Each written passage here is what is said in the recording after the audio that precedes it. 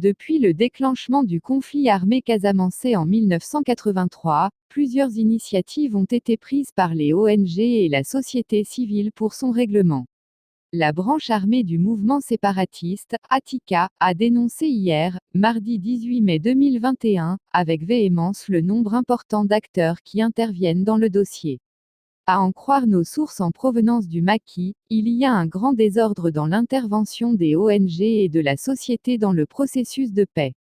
Non seulement ils posent un problème, mais ils constituent tous un blocage. Nous demandons solennellement au président Macky Sall de siffler la fin de la récréation et de mettre fin très rapidement à ces agissements peu orthodoxes de ces soi-disant acteurs de la paix en Casamance qui passent tout leur temps à tergiverser sur le terrain et qui n'ont jamais voulu harmoniser leurs interventions. Dixit, Attika.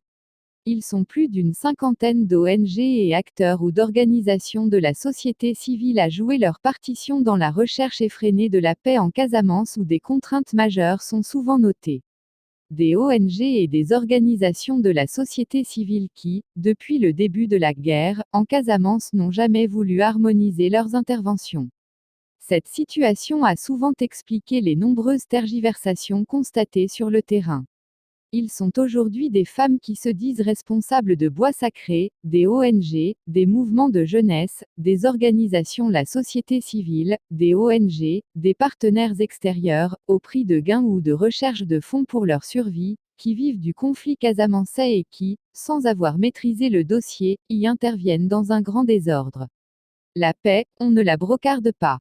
Elle se discute dans la justice, dans la transparence et dans l'honnêteté, renseignent nos sources en provenance du maquis. Pour ce combattant proche du chef rebelle qui contrôle la base de Kassolol, César Atoute Badiat, nous ne cessons de dénoncer les agissements de ces ONG, d'organisations de femmes, de jeunesse ou de la société civile qui se disent acteurs de la paix en Casamance. Il y a tous les jours et toutes les nuits un désordre dans leurs interventions et dans les actions qu'ils posent, a dénoncé sous le couvert de l'anonymat notre interlocuteur. Nous avons l'impression qu'ils sont dans une compétition de football ou de basketball où chacun cherche à arriver le premier pour rafler la mise, c'est-à-dire gagner la coupe. C'est pourquoi, nous interpellons le président de la République Macky Sall afin qu'il puisse siffler la fin de la récréation. Nous ne voulons plus d'interlocuteurs entre lui et nous. La paix en Casamance, nous la voulons tous. Nous sommes en train de travailler autour de l'unité de notre mouvement. Des avancées significatives ont été notées dans nos discussions. Nous allons prendre langue directement avec le président Macky Sall car, nous ne voulons plus d'intermédiaires entre lui et notre mouvement.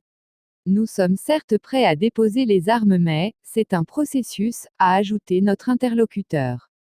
Des observateurs avertis de la crise interpellés qui se disent être en phase avec ces combattants de Attika, ont tous salué les efforts consentis par le chef de l'État dans cette recherche de la paix dans cette partie sud du pays.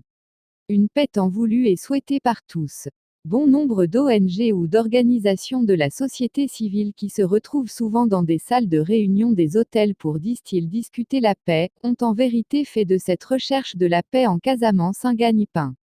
Conséquence, la paix va s'éloigner de ces populations qui payent souvent le plus lourd tribut dans ce conflit, explique du haut de ses 74 ans le père Abdoulaye Diédiou, témoin des événements les plus marquants du conflit et originaire de Bignona.